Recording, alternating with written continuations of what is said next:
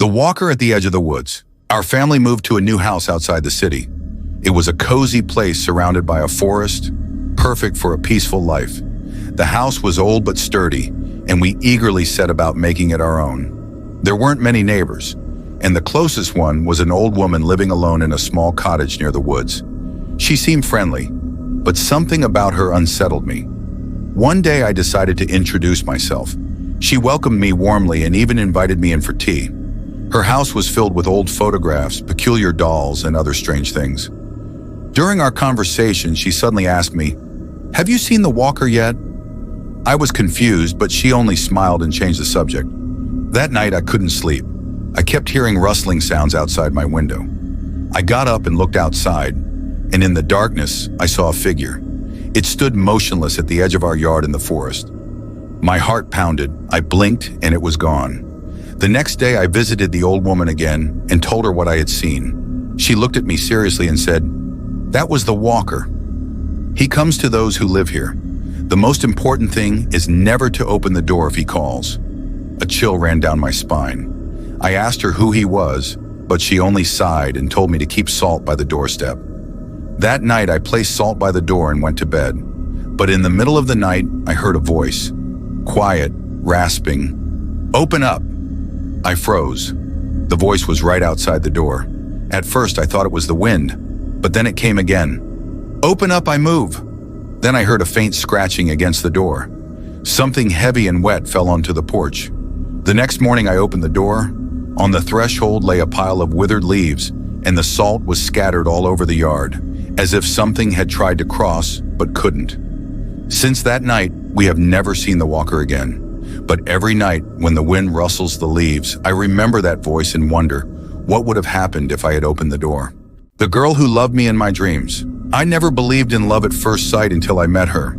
She was perfect, her smile, the way her eyes shone under the dim lights of the city, the way she laughed as if the world itself was made just for her.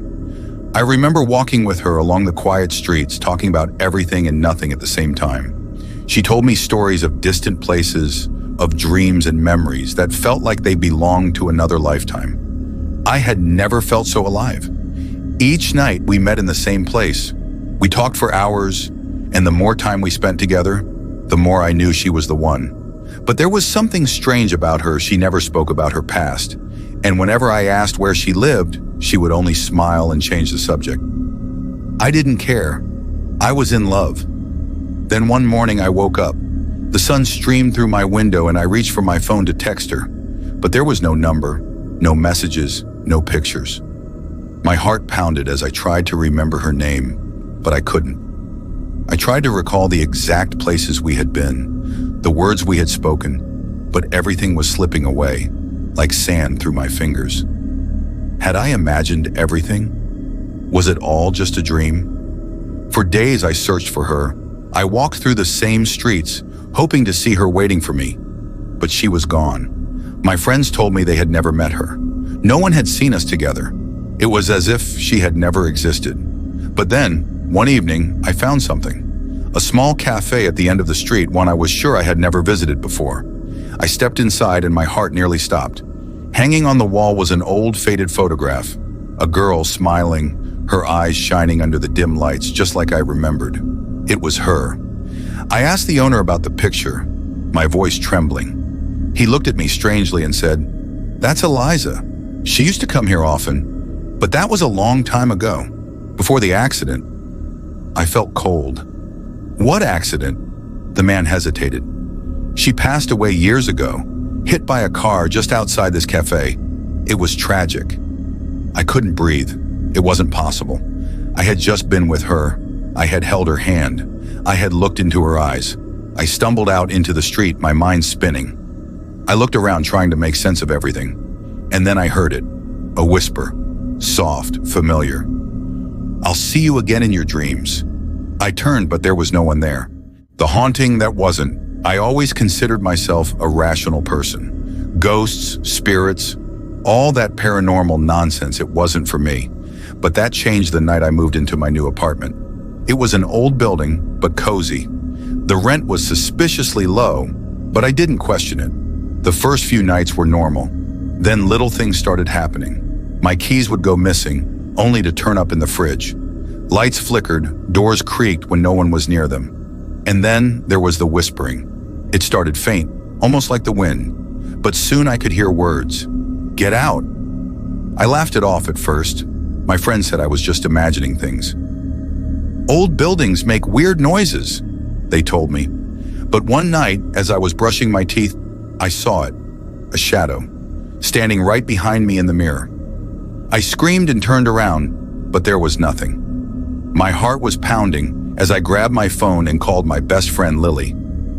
"You need to come over, now."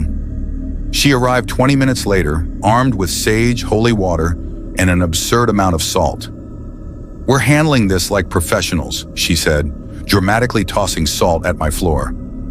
That night, we held our own ghost investigation. We lit candles, whispered, "Are you here?"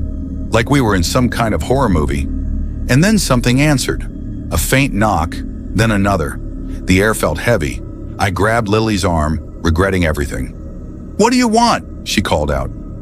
Silence. Then, in the dim candlelight, we saw a figure slowly stepping out from my closet.